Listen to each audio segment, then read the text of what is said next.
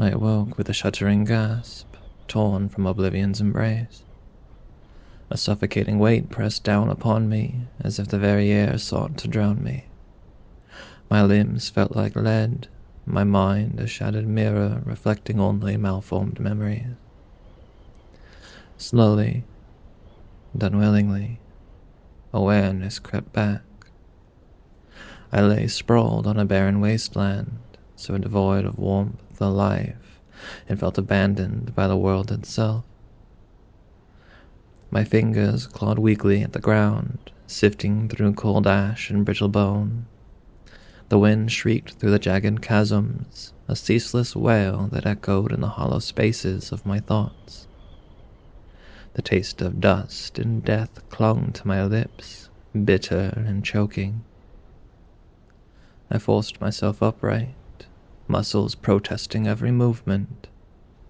Scattered across the gorge lay the remnants of a caravan, and splintered wood and twisted wreckage strewn like the bones of some slaughtered beast.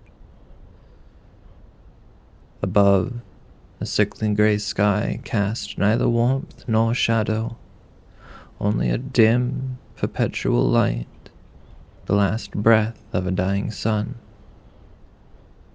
But it wasn't the ruins that held my gaze.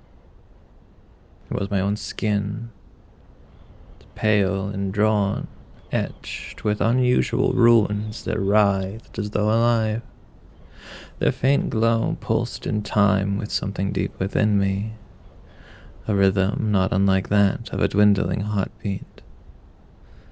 These marks were not of mortal hands. I shivered, staggering to my feet. The ground was littered with the past, bleached bones and shattered remains of those who had come before. I was not the first to tread this cursed land, and perhaps I would be the last. Through the swirling ash, something caught my eye, half buried beneath the dust. My body ached as I moved toward it, the wind howling through the gorge, low and mocking, as if it knew the futility of my struggle. And still I knelt, the cold seeping through my flesh. I reached into the ash. My trembling fingers brushed against something solid, something forgotten. I pulled it free. It's a rusted axe, its blade dulled and mangled by time.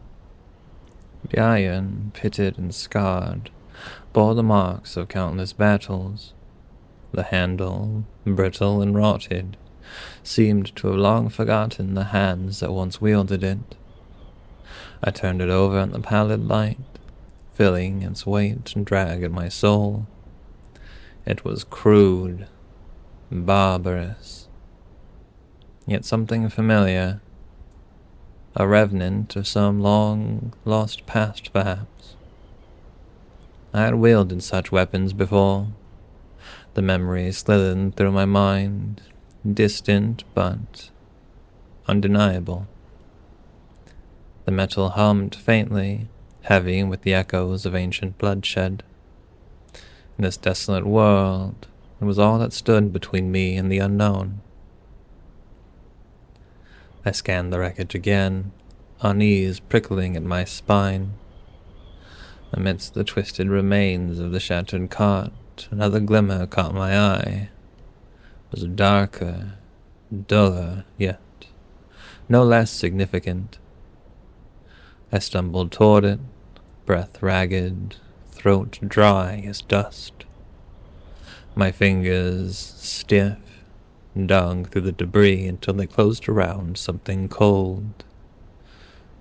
I pulled it free too, and 'twas a mace, its iron head marred by ages of war, its surface slick with grime and rust. The leather wrapping the grip had long since rotted, leaving only the strands clinging to the wood. The weight of the axe, the dented head of the mace, they were my only companions now, the last remnants of a forgotten life. I gripped them tightly as they were pieces of my soul salvaged from these ashes. I rose, my legs trembling, body groaning in protest as if it would rather sink into the ashen ground than face what lay ahead. The wind gnashed its teeth through the canyon, a frigid breath raking across my skin. I searched the wreckage for anything more. And then I saw it. A tattered cloak, caught on the remnants of a shattered cartwheel. It fluttered weakly, clinging to the ruin as it waited for me, as if it had been waiting for me for years. I staggered towards it, the wind clawing at my frame. The fabric was ancient, and the once rich texture reduced into rags, but when I tore it free and draped it over my shoulders, it offered a fragile comfort. The rough material scraped against my skin, a thin barrier between me and the world. I pulled the hood low, casting my face into shadow. The wind howled once more, but this time it seemed to recede, acknowledging my defiance, or simply losing interest. I glanced down at the weapons clenched in my hands, the tattered cloak draped over my shoulders. A wretch, a shell of something that might once have been human, yet I felt a flicker of purpose, faint and fleeting, like the ember in my chest. It slipped away as quickly as it came, but for a moment, it was there. I lowered my head, my gaze hidden beneath the hood. The gesture felt natural and instinctive, though I knew not why. Perhaps it was the old instinct to survive. I did not wish to be seen, not by the eyes of this place, nor by the things that lurked in its shadows. This land was not dead, but neither was it alive. There was something in between, caught in a slow, terrible transformation.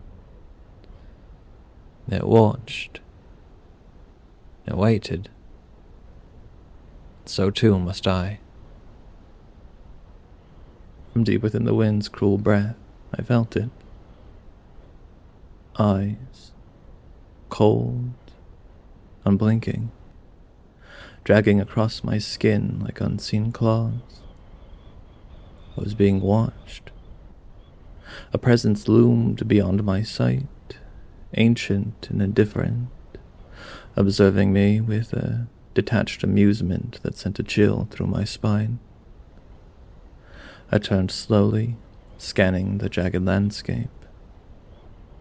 The cliffs rose on either side like the broken ribs of a long-dead titan. At first I saw nothing, only bones, ruin, silence. But then, far off, where the ash was thickest and the shadows writhed like living things, something emerged. It was tall, unnaturally so. Its limbs were grotesquely elongated, its body a grotesque fusion of sinew and bone, skin stretched too tightly over its brittle frame. Its eyes, or what remained of it, was a skull stripped of flesh, empty sockets glowing faintly. Across its torso, black, cancerous growths pulsed and throbbed, obscene tumors clinging like parasites, as if they lived in ways the creature no longer did. The wind shrieked, tearing at my cloak, but the thing moved in utter silence. Its head snapped from side to side in erratic, unnatural motions, its empty gaze fixed upon me. The air around it grew colder, its presence siphoning the warmth from the very earth. I stood frozen, the sight of it clawing at my mind. It shouldn't exist. It couldn't exist, and yet I was here. It was real. It moved. A sudden, lurching motion is too fast, too unnatural, its limbs dragged behind it like a broken marionette strings, yet the angles of its movements should not have allowed such speed. The stench hit me like a physical blow, a rank reek of decay, of festering filth and rotted flesh. Bile burned in the back of my throat.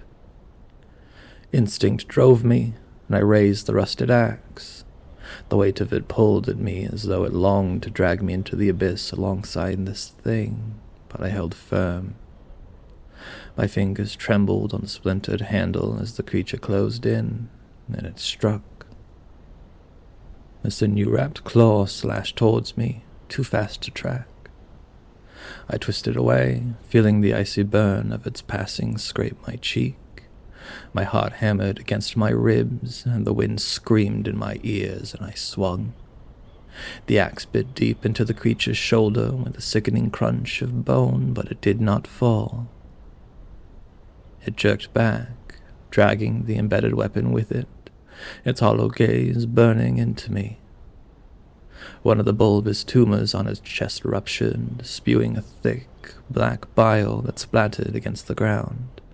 The stench was unbearable, the foul reek of rancid blood and rotting flesh. The bile sizzled where it landed, eating into the earth, and my vision swam. Desperation clawed at my mind, and I raised the mace. It's my last hope. The heavy weapon arced through the dust-choked air, crashing into the creature's jaw. Bone shattered, splinters skittering across the ground, but still it did not fall. It staggered, its body racked with unnatural spasms, but it kept moving, its broken form relentless. With dwindling strength, I raised the mace once more and brought it crashing down. The iron split the creature's skull with a deafening crack, the sound reverberating through the canyon, and spasmed one last time, limbs jerking in a grotesque dance of death. And then it collapsed, twitching as black bile oozed from its broken form. For a long moment I stood there, breathless, the rusted mace trembling in my grip. The creature lay before me, a ruin of twisted limb and dark ichor pooling at my feet, and silence. The wind, which had stilled in those brief, violent moments, resumed its wailing, as though it had been holding its breath. The gorge was motionless, save for a slow swirl of ash in the air. It felt as though the land itself had exhaled, relieved. I retrieved my axe as the gorge-bound husk dissolved into dust and bone, swallowed by the landscape. Yet a feeling settled over me, malevolent. The land was not done with me. The wind never ceased.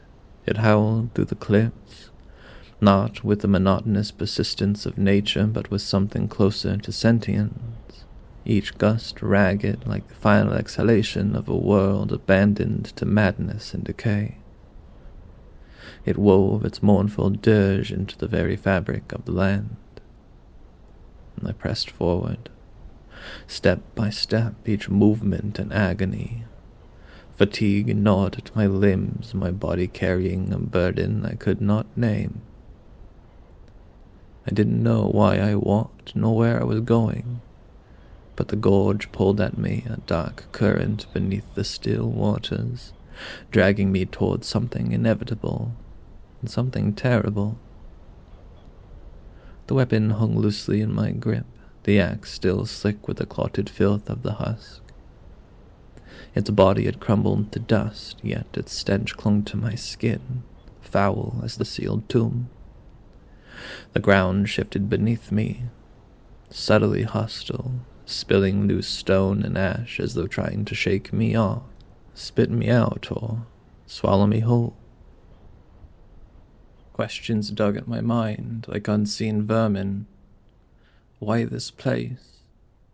Why had I woken among the wreckage of a doomed caravan entombed in ash? The gorge, for all its bleak alienness, felt familiar, but not in a way that offered comfort. It was the familiarity of half-remembered nightmares, meanings buried beneath layers of forgotten horrors. Hey guys, Alias here. This is the first-person reboot for the Ashenbound series. I hope you like it. I hope you guys like the accent, trying it out. I feel like it fits this narrative very well. I've been going back through and playing some Bloodborne and Sekiro, and just kind of got inspired by like their voice acting, specifically in Bloodborne. I hope you guys like this one. Let me know. Leave a comment. Leave a like if you like it.